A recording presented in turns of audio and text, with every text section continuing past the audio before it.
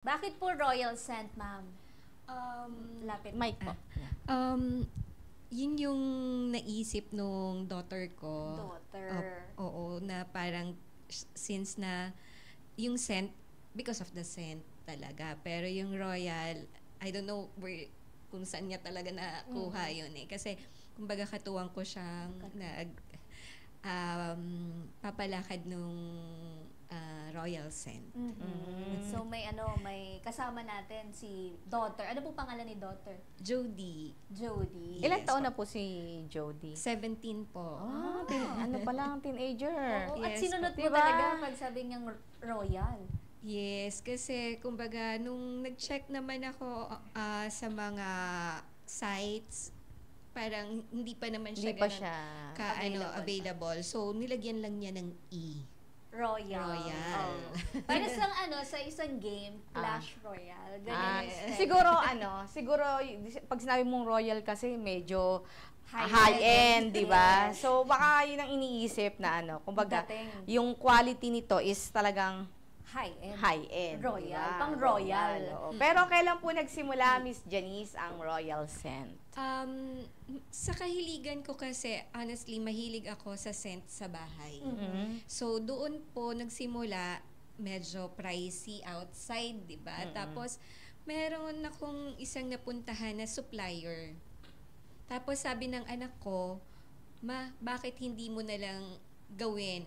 Yung pansarili lang una Yes. namin talaga. Kasi hilig ko talaga yung diffuser, ganyan, para mabango yung Mabango. bahay. Kasi relaxing. Yes. Relaxing Correct. talaga siya kapag may mga scent ka ng ganon. Ang hilig ko pa man din is peppermint. So, gumawa ako ng sarili ko. Una, since na low budget pa that time, yung car diffuser muna. Sabi ko, sige, try lang. Pwede mo naman kasi siyang ilagay sa aircon. So, Sa yun mga na. rooms, di ba? Sa rooms. Sa sala rin. Pero kung, minsan meron rin ako nakita na na pwede siya sa electric fan, ganyan, para lang lumabas Tinatali lang yung amoy. naman Tinatali nila. lang nila. So, doon nagsimula. Then, come pandemic nga po, wala tayong Yes.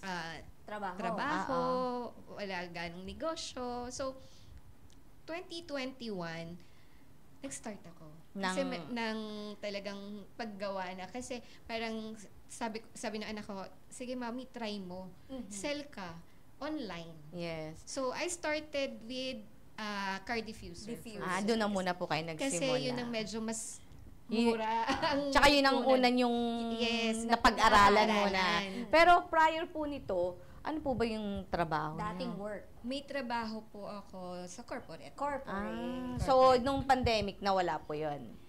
Or tuloy pa rin, Tuloy kahit pa rin naman home-based? po home-based, pero syempre, pare-parehas din po na talagang as in wala rin po talagang nung time na yon. So, yun. Doon nagsimula. Then, after nung medyo kumita ng konti kay May market. kay car diffuser, nag-try ako ng scented candle. So, sumunod ang scented candle. Yes. 2021 pa din po ito. 2021 pa rin po yan. Medyo naging maganda at mas mabilis si scented candles. Wow. Christmas season. Kasi yung Pamigay? regalo, pang giveaways, yun ang as in nagulat din ako.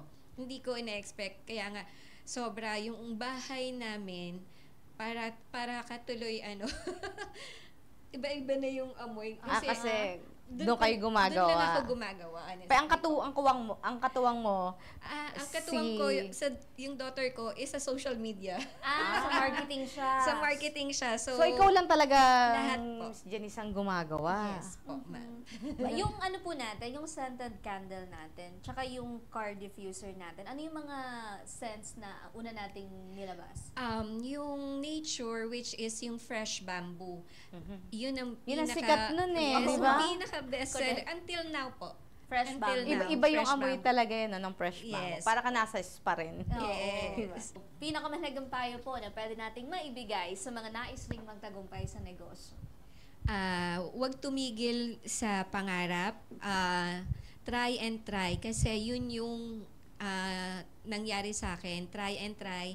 Although, hindi pa naman ganun ka-successful. Pero, tingin ko naman, tulad ng isang nag-comment kanina, magiging successful yung brands. And thank you. Na ano niya na agad, na-vision niya na na-vision. agad. I-claim na yan, manifest. Pinoy, ito na ang